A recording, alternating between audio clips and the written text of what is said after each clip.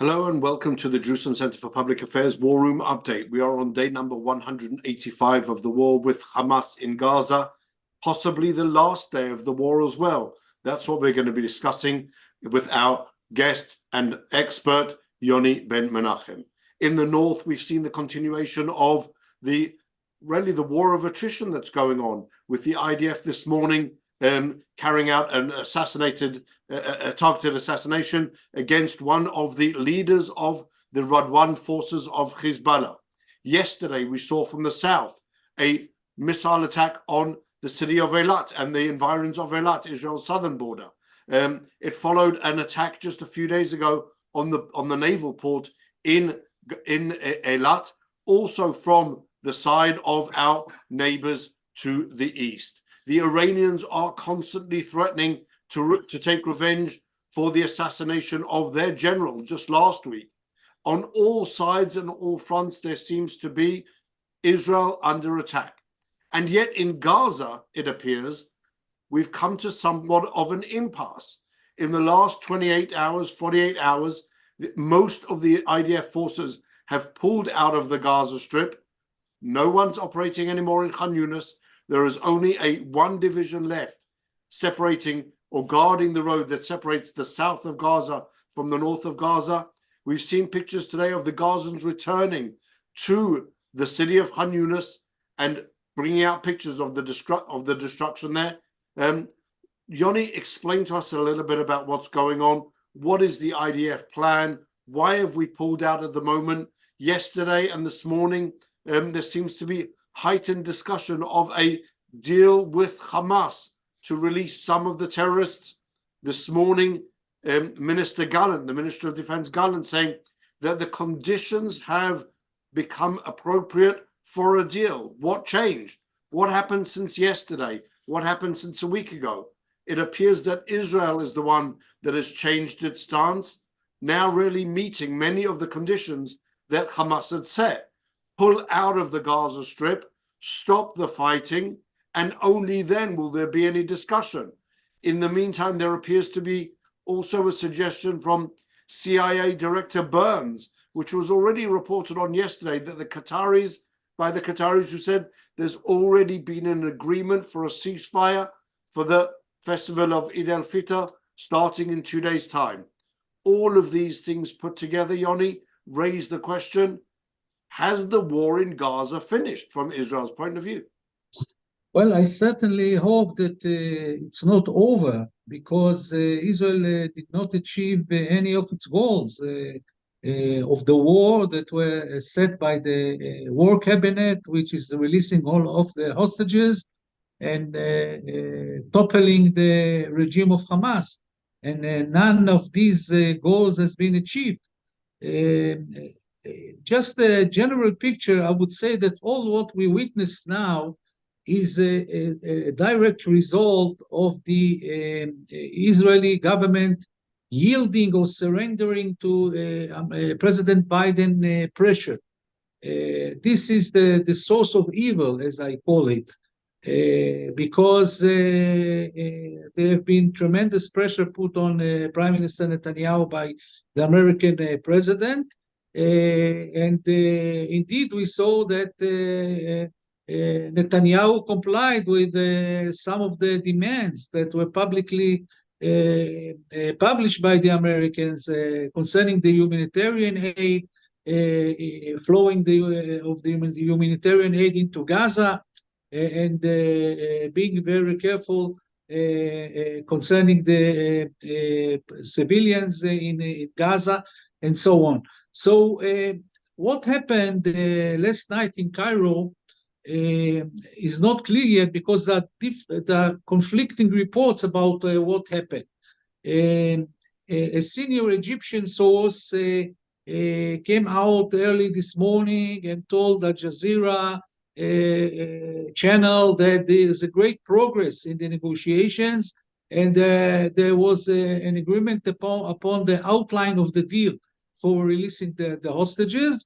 A few hours later, Hamas official told Reuters that there's no change, nothing has been achieved in these talks in Cairo.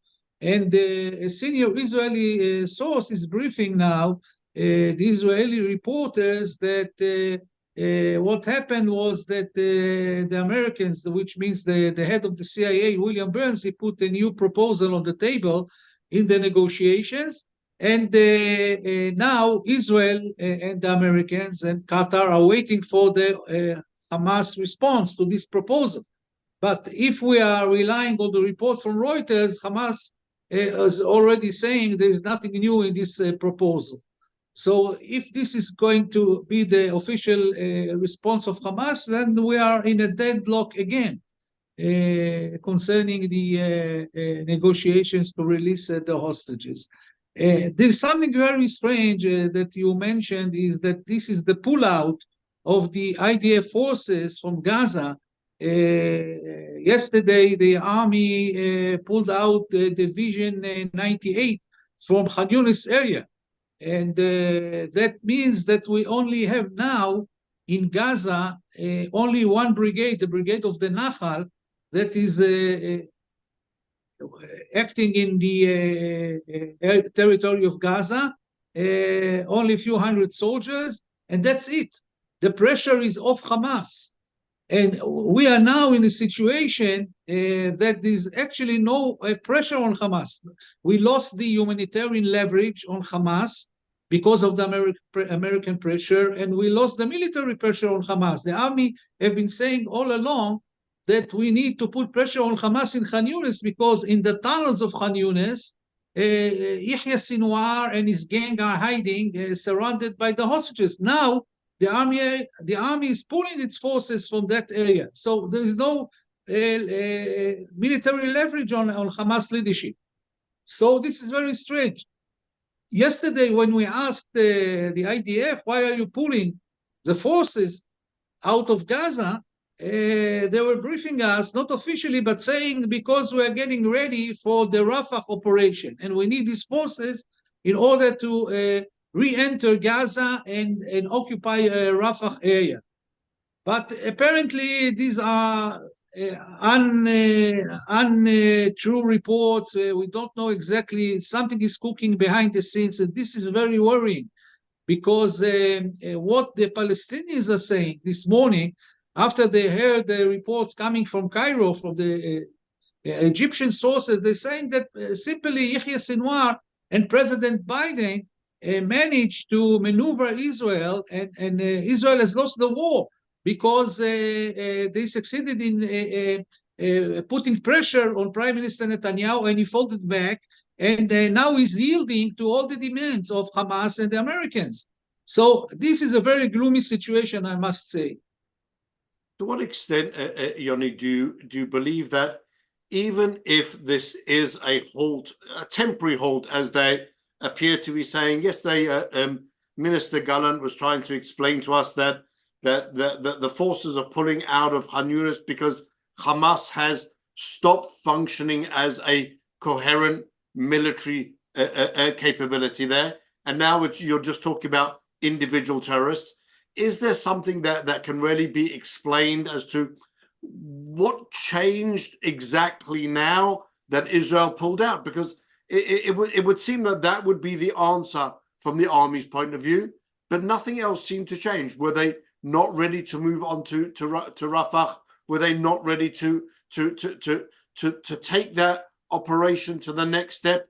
And really, if not, why not? What's happened in the last 6 weeks, definitely since Ramadan started, there's been a depleted Israeli force in the Gaza Strip, and the preparations could have been done for that Rafah operation. Is it really, do you think that Israel has given in to those demands, or is there another alternative? Is this something which Israel, similar to leaving the northern Gaza Strip and ostensibly leaving the Al-Shifa hospital open and undefended to allow the terrorists to return there, and then going back very suddenly and quickly, which had a tremendous effect? Could this be part of the Israeli, deception to shake up what's going on in the Gaza Strip? I wish that Israel would be so sophisticated as you're trying to hint, but I think, if I may say, maybe bluntly, I think that our defense minister, Yoav Gallant, is daydreaming. He's daydreaming because Hamas still controls the Gaza Strip. What the army, the Israeli army, did so far is dismantling 18 battalions out of 24 battalions of Hamas, which means that there are 6 more battalions in Gaza of Hamas. We're talking about thousands of terrorists. These terrorists control the Rafah area and Nusayrat and the Deir el-Balah refugee camp. And the most important thing is they control the Philadelphia corridor. As we speak, Maurice, me and you, now they are still smuggling weapons into Gaza from Egypt to Hamas in Gaza. This is only the military point of view. Now, if we look at the civilian point of view, Hamas control Gaza, all of Gaza. All the civilian infrastructure of Hamas in Gaza is intact. Israel did not do anything. We did not destroy any of this civilian infrastructure. So to say that they are now functioning as individual terrorists and so on, this is daydreaming or trying to deceive the Israeli people, because Hamas is still actually controlling the Gaza Strip with thousands of terrorists and all full civilian infrastructure. This is the situation on the ground. It seems really that Israel has managed somehow to capitulate to all of the demands. I saw yesterday even a report that Israel is now renewing the or again fixing both the Kerem Shalom entrance point to the Gaza Strip. We're now refurbishing and fixing, obviously at our expense, the Erez crossing point after the terrorists destroyed both of those areas on the 7th of October. We're now also rehabilitating the water pipes from the north, from Israel into the northern Gaza Strip. It really would seem that Hamas has managed to achieve almost all of its goals. It doesn't care about the Palestinian deaths. It actually wanted to see as many Palestinian deaths as possible. It wanted to see the destruction because they knew that it would bring about this massive pressure on Israel. And it would seem that the US administration and possibly the Israeli government following suit have played into all of those goals of Hamas. Well, I think that it will be more accurate to say that Israel yield or surrender to the American pressure and not to Hamas. Indirectly, of course, it's also capitulating to Hamas, but nobody knows exactly what was in the phone call between President Biden and Prime Minister Netanyahu. But apparently it was very effective, because Netanyahu simply, as the American sources are saying, he completely surrendered to President Biden, and Biden was dictating to Netanyahu exactly what he wants, and Netanyahu fulfilled it. And this is very alarming, because President Biden is a great friend of Israel. I agree, and he helped us a lot, but now all he sees is in front of his eyes is his next term in the White House, and his poor situation in the presidential campaign now is driving him to ignore the Israeli vital security interests, and it cannot be on our expense. We have to stand and get the goals and achieve the goals of the war. We cannot serve the political interests of the President Biden. This is horrible. And he has this fantasy, President Biden, that within a few months, he will be able to fulfill his vision of a new Middle East axis, moderate axis headed by Saudi Arabia and Israel, recognizing a Palestinian, independent Palestinian state, something that he can present to the American public as a big achievement of his term, hoping that this will give him another term in the White House. But this is a fantasy. It will never happen. And even if Israel will go along with this crazy fantasy of Biden, I don't think that the Iranians and Hamas will allow such a thing to happen. They will find the right way to torpedo this vision of President Biden. And that's exactly what we're seeing. We're seeing this discussion on a number of different fronts, starting with the release of the hostages, with even Israel's chief of staff, Lieutenant General Herzi Halevi, saying that Israel is strong enough in order to bring about the release of the hostages, which means that we're strong enough to, it would appear to be saying, to give in to Hamas's demands and to pull out of the Gaza Strip and maybe release even thousands of prisoners, thousands of terrorists, possibly even those who participated in the massacre itself. Is that your understanding? That does Israel have enough assets to give to Hamas in order to placate Hamas, to achieve the goal of receiving the release of all of the hostages? I don't personally believe that Hamas will release all of the Israeli hostages, even if we accept all the demands of Hamas. Yahya Sinwar will always want to keep some of the hostages as human shields and as an insurance policy that Israel will not assassinate him in the future. So we cannot accept these terms of Hamas. And you call these Palestinians in prison, you call them prisoners. They're not prisoners, they're murderers, they're terrorists. They're asking us to release hundreds of terrorists who murdered Israelis. This is horrible. You know the names very well because from your past experience. I was in charge of sending many of them to prison at the different stages of my career in the army. So I know exactly who these people are and really the dangers of such a deal, which is what's really quite frightening about the comments of our chief of staff.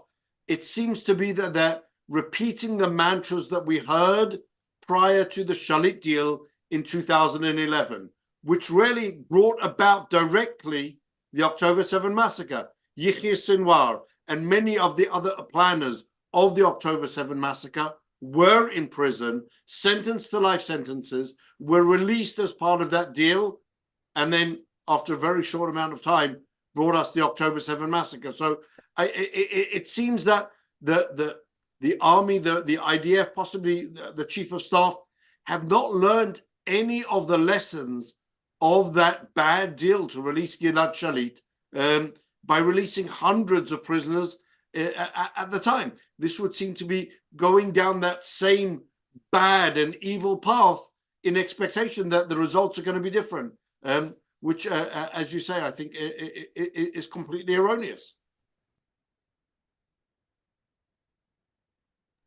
What is very worrying is that if you notice, nobody talks about anymore the security zone that Israel was supposed, the IDF was to supposed to set up a security zone in the north of Gaza that will protect the settlements on the border, the communities, Jewish communities of Otef Aza from another attack in the future. And nobody talks about it anymore. The Americans already are saying we're not willing to accept any security zone in the north of Gaza Strip. And how does the Israeli government expect the people of the Jewish communities on the border to come back to their houses if there's no protection? Nobody can defend them. This security zone is essential, you know. This is something which I can't understand. So if the army is pulling out all its forces from Gaza, who will build this security zone? This is very troubling. And I think that there's another thing that is very alarming. You know, since early this morning, we have two ministers, Bezalel Smotrich and Itamar Ben Gvir, who are calling for the convening of the security cabinet to discuss what is happening. And Itamar Ben Gvir even threatened Prime Minister Netanyahu that if we will not go into Rafah and occupy it, then there will be no government. in Israel and so on. And the prime minister office simply doesn't react even, doesn't relate to these things that are happening within the coalition. This is very alarming. I think that what is needed that some senior official like the Minister of Defense or maybe Prime Minister Netanyahu himself will make a press conference and relate to all these things that are flying in the air, different conflicting reports about what is happening. I know, I speak to a lot of people, the Israeli public is confused. They don't understand what is happening and what is the true picture, what is the true reality. Everything is now being done in the dark, and this is very troubling.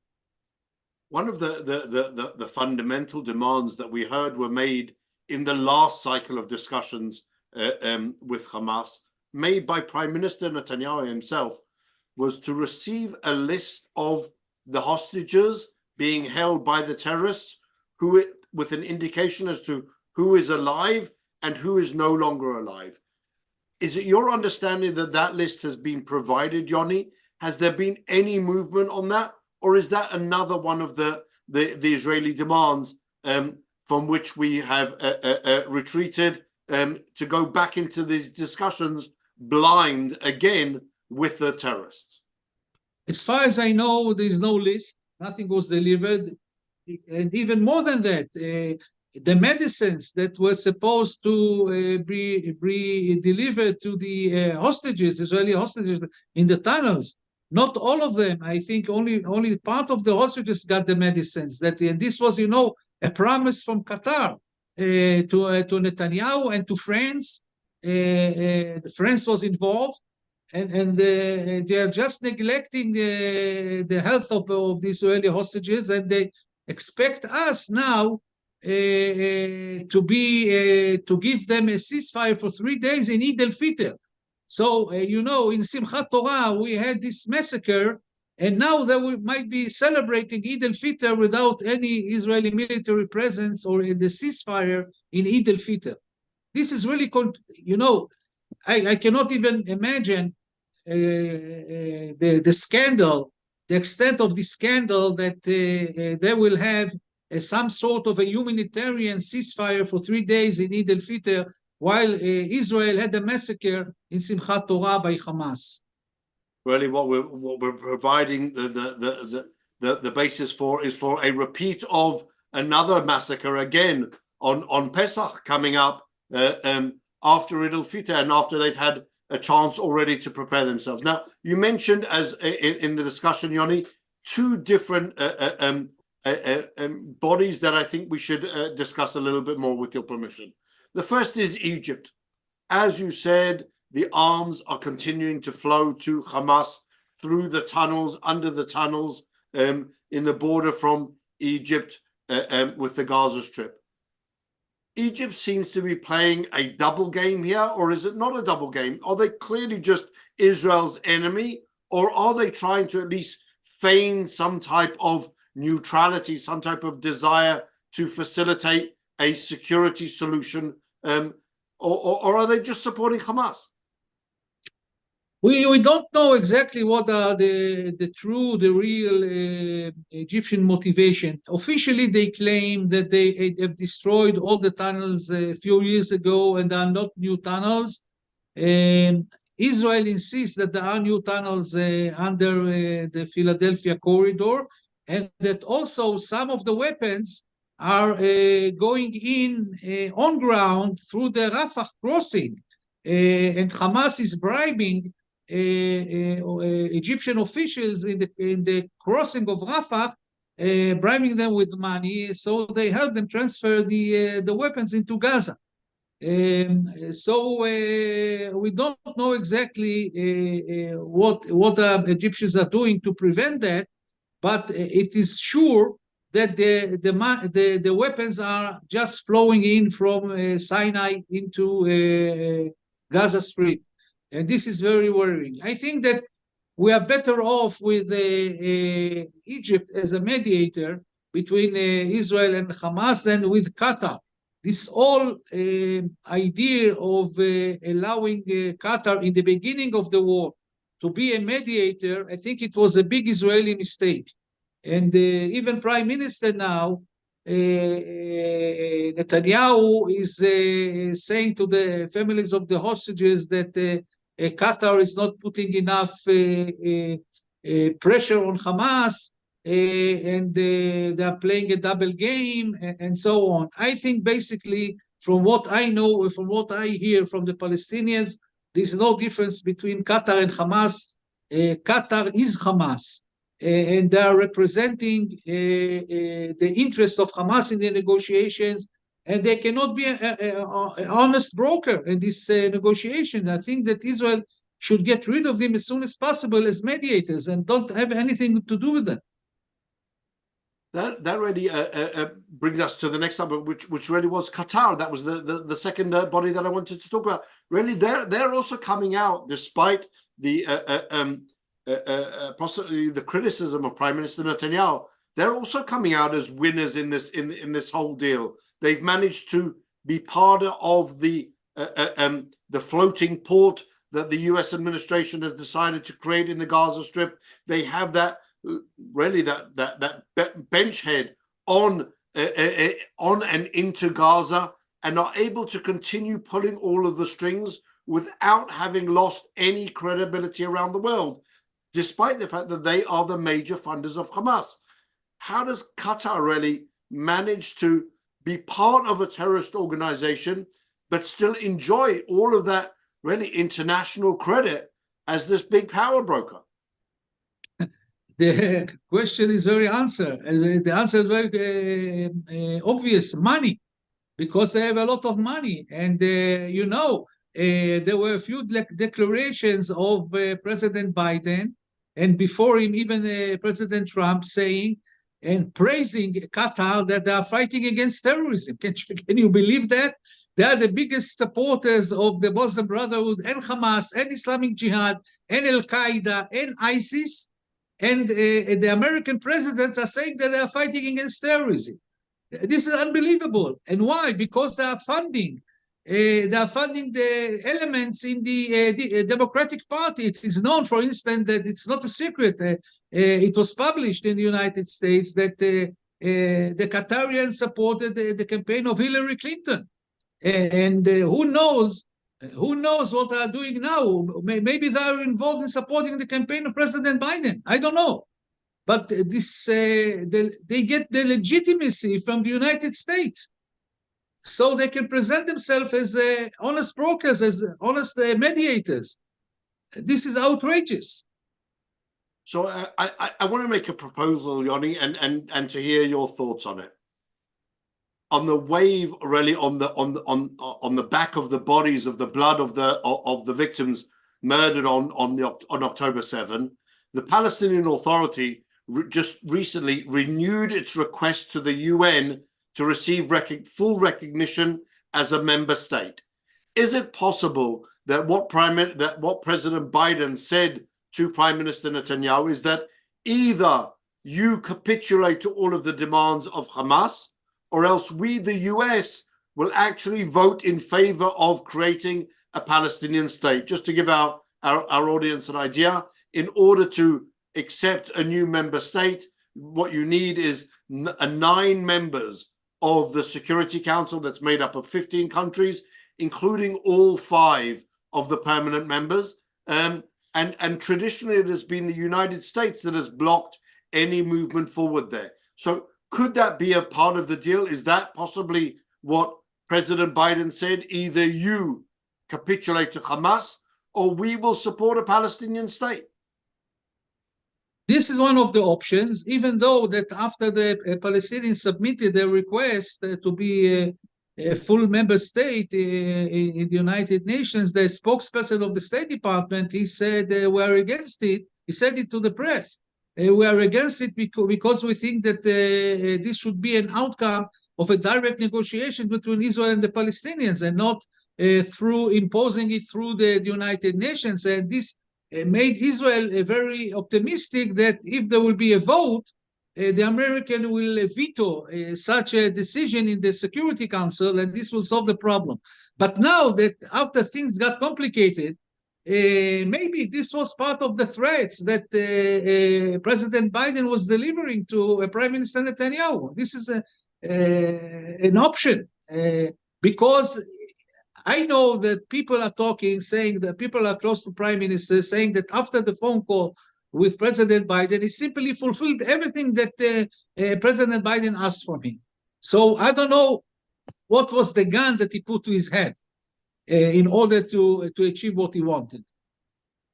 I mean, that bid for statehood of the Palestinians is something which really does pose not only the military threat posed by Hamas and Hezbollah and even Iran, the idea of creating another state, another Arab hostile state to the west of the Jordan River is probably the most existential threat that exists, especially when you're talking about people like the Palestinian Authority who openly call for Israel's destruction, when you have people like Abbas Zaki, who has said, one of the Palestinian leaders, who has said that really we persuade the world and we talk to the world about returning to what they call the 1967 borders, which weren't really borders, as we all know, simply as a ruse because Israel cannot survive in those borders.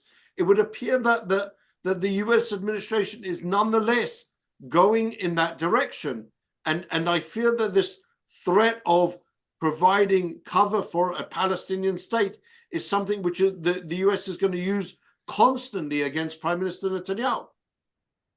Yes, and Israel doesn't have luck because, you know, this whole war started in a year of election in the United States, and because of the presidential elections, President Biden has gone crazy. He's willing to do everything to put any pressure on Israel just to get some political gains in the United States. And I don't think it will help him, but he's trying, and we are paying the price. And he's a very experienced politician. He's been dealing with the Middle East for a few dozens of years. He knows exactly what is the situation on the ground. He knows that after the 7th of October massacre, it's not acceptable to any Israeli to agree to a Palestinian state. So why try and impose it on Israel? It will never work. It will backfire. It will be a boomerang for him in the election campaign. I think he's making a big mistake. It seems, Yoni, that the US administration is locked into one outlook and one outlook only of the conflict between the terrorists and Israel's response. And that seems to be that Israel has to give in to the demand. So why would the Palestinians, the Palestinian leadership, Mahmoud Abbas, and the others, then go down the path that the State Department spokesman said? Everything has to be done through negotiations.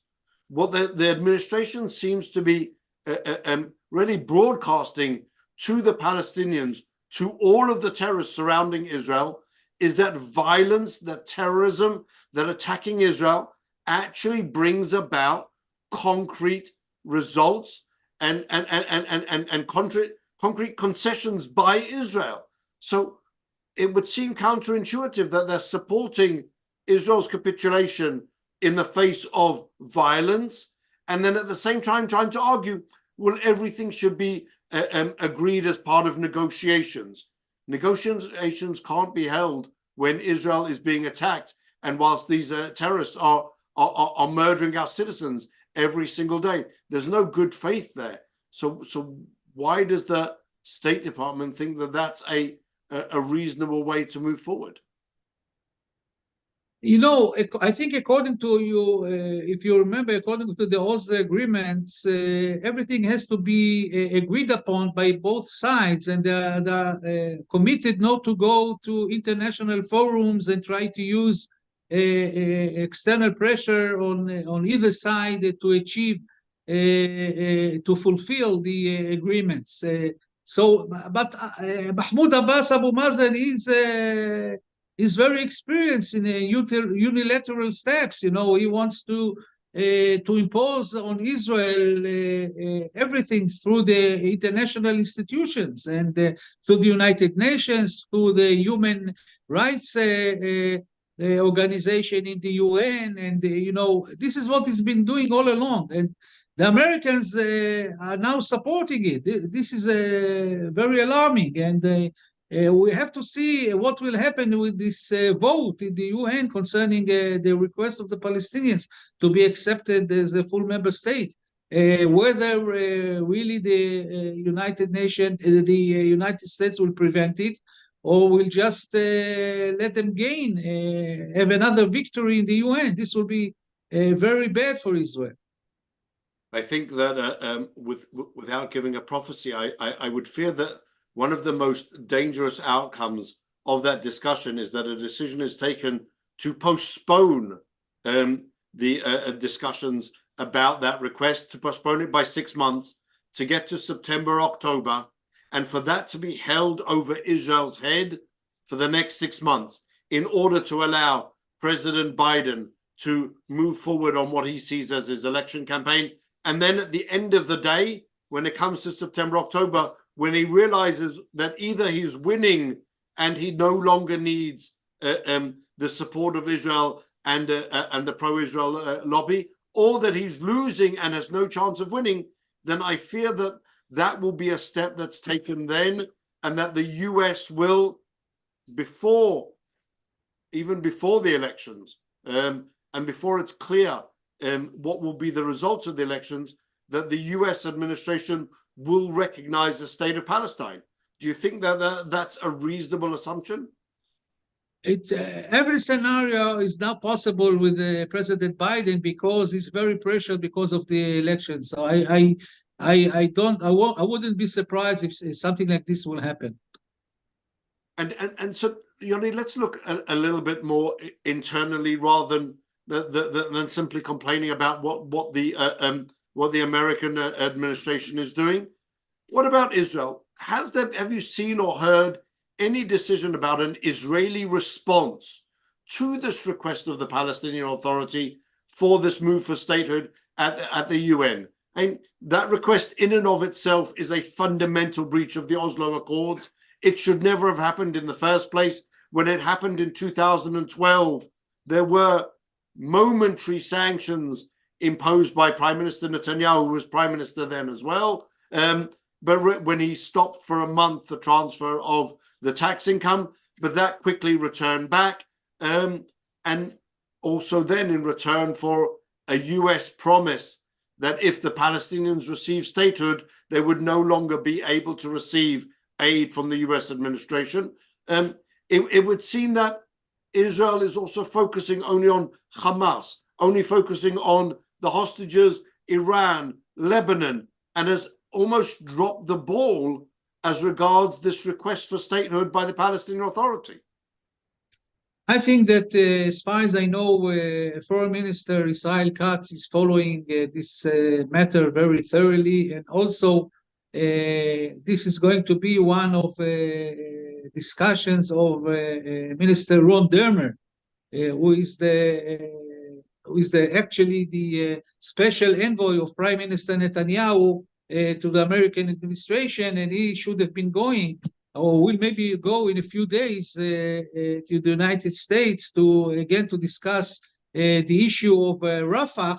It all depends, of course, on the results of the current negotiations. We're waiting for as the Israeli source said, we're waiting for the answer of Hamas.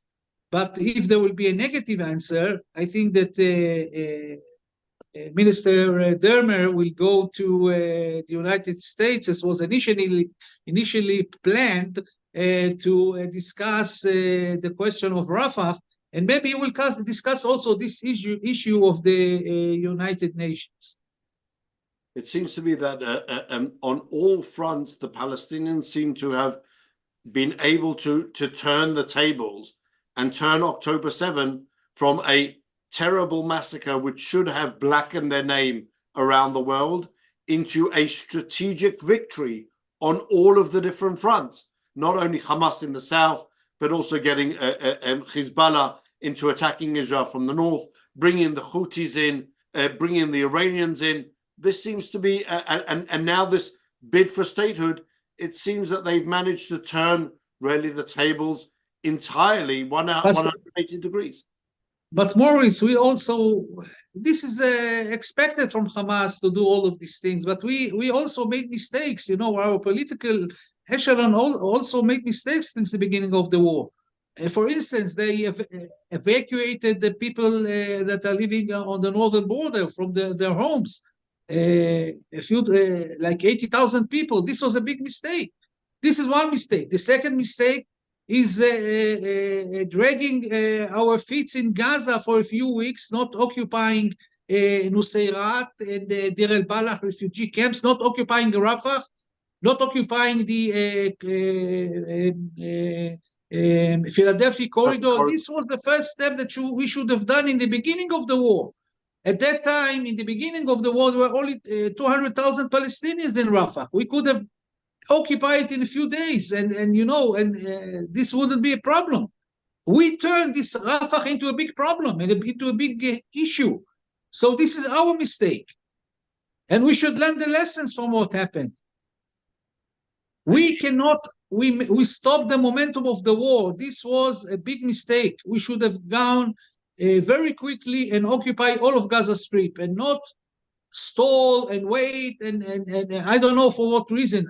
Till this very day, nobody knows exactly why the IDF did not occupy Rafah area, the Philadelphia corridor, and the 2 refugee camps in the center of Gaza Strip. Nobody gets an answer. Try to get an answer from the IDF. You won't get an answer. Or from the political echelon. They don't appear to be have been given any answers to those questions, and we've discussed them repeatedly as to what exactly is holding us up, where the next move could potentially be, why it should have been into that Philadelphia corridor really at the beginning of the process, and we know that it's something that Prime Minister Netanyahu has discussed and that the cabinet has discussed. They released even their plan for the day after in Gaza, talking about the destruction of Hamas and how there would be that southern stopper on the Philadelphia corridor, dividing or separating Egypt from the Gaza Strip. It seems that all of that work was invested almost for nothing, because we haven't reached the basic requirement of destroying Hamas. And so talking about the day after obviously is an impediment. One of the subjects that we have also discussed at the JCPA in general was what to do in that day after in Gaza, mapping out who could be potential partners and what could be potential solutions. But all of that was predicated on the understanding that we had this unwavering commitment to destroy Hamas, which doesn't seem to have been really the situation. And some of the responses that we even received from the people who we're in contact with, saying that we're only willing to discuss the day after of Hamas if you actually destroy Hamas. And all along, they had been telling us that there seems to be a weakness, this crack in the Israeli resolve to finish the job. And now it would seem that that was actually the case.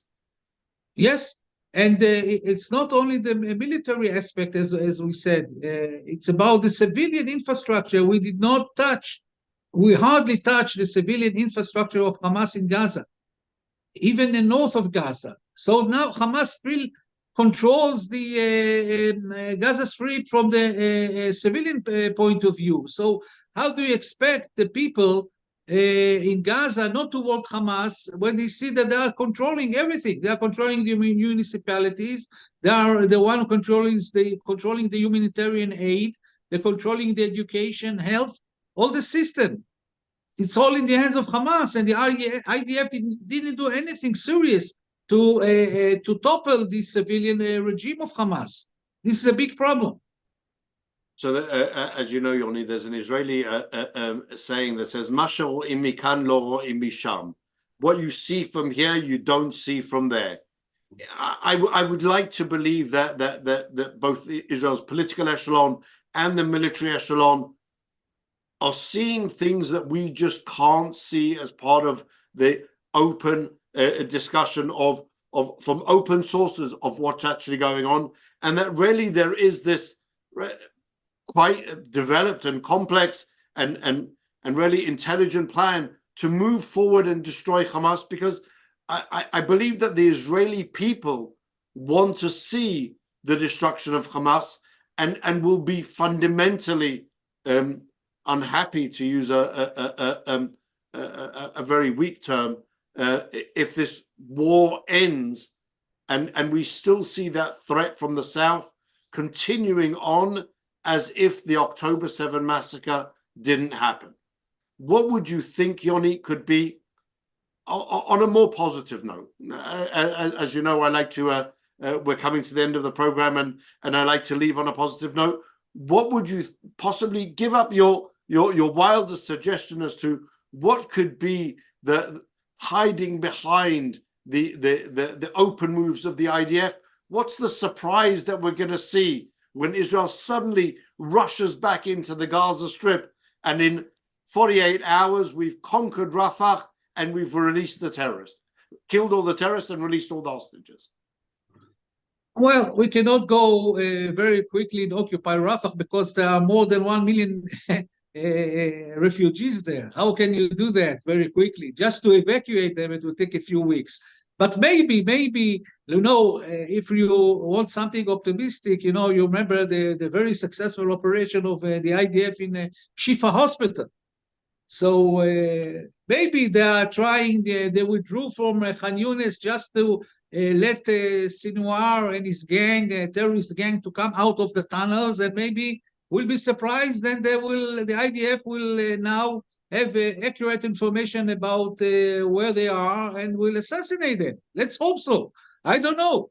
But I just wish that the army is that sophisticated. I wish it would be true. But I'm not optimistic, I have to tell you. So let's say, Yoni, let's hope really that this whole operation has been to shake up the tree and see which of these bad apples fall out, as we did in the Shifa Hospital, and really to get more intelligence as to where Sinwar is, where the Hamas leadership is, where Hamas is, and the other terrorists are holding our hostages, and that this isn't really as it would appear to be, general capitulation to the terrorists, or as you say, to the US administration. I think it's better to leave us on that almost positive note, rather than the situation as we've seen it developing on the ground. Yoni, again, thank you for your insights, and thank you for having me. Our guests and audience, thank you for joining us again, and we will see you again on Thursday this week at 4 o'clock Israel time, live on our YouTube channel. You can subscribe to the JCPA YouTube channel. There's an icon on the top left-hand side of our website, jcpa.org, and you'll be able to join these briefings live as they happen. Thank you very much. In the meantime, keep safe, everyone. Yoni, goodbye.